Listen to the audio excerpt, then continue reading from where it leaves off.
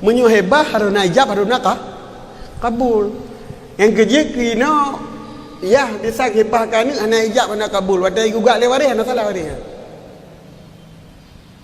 Kali ku jawab tanah yang kerja. Nai terima orang. Hana pegah-pegah hajuk betul. Yang kerja tapi hana pegah hajuk nai. Hana payah umat jaro saya kai kun. Yang kalau juk tanah kah kaji kun yang kana. Tapi hana yang kejadian lagi nya la dua kan. Yang tanahnya kita juk sije. Yang apa? Kada juk ni, ada nyok sije, ada nyok sije. Hana kun juk tanah nyok ke drone, ada nyok ke drone hana kun. Berat kali hebah le ah raja.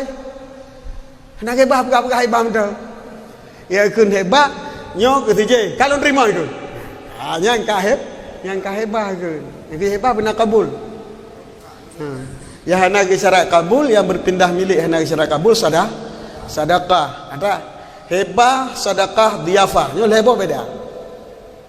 Munyo hebah na ijab na kabul.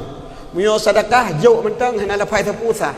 Munyo diafah dia puluh lembah baru milik. Tajak urmoh go ibu ut. Tajak sikret kuih tajuk kemi nyan harim. Lantaran hana milik kita nyo tajak kuih go tajuk kemi ibu kita nyo. Tajuk kan yo min. Sabar ni sin. Hana la milik dia. Pajak milik dia ada tanggung. Mata jelok lah bapa, perlu tanggungnya milik dia. Nya minyo diafah. Yang keji kino kesalahan pak kita nyo, wate pegat akikah hana sedekah. Wate pegat akikah kita nyo jino yang kebiasaan hana ta'ala, hana sedekah pucik diafah. Tapi yang akikah tatagun tagundang urang. Yang hana sedekah. Puat ke pajoh kaji ke sedekah, nyo hana jelas.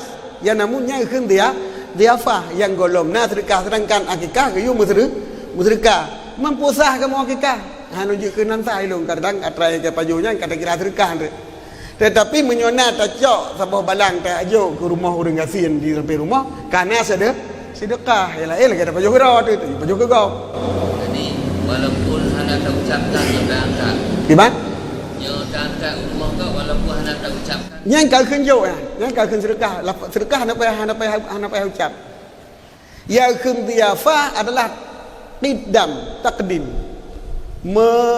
menghidang ke depan meletakkan di depan yang sedekah adalah taslim serah guna cok jero nyo tak keun bak wakil nyo ni ajuk mo je ajuk kan sedekah ada je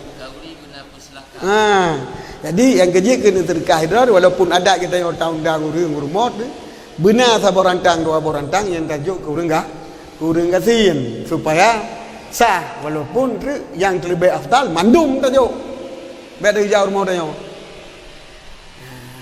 hai tajuk kedua tajuk yang jauh mau tanya 10 urang lain tu tajuk kedua tajuk je tapi keadat baik tanya akikahnya adalah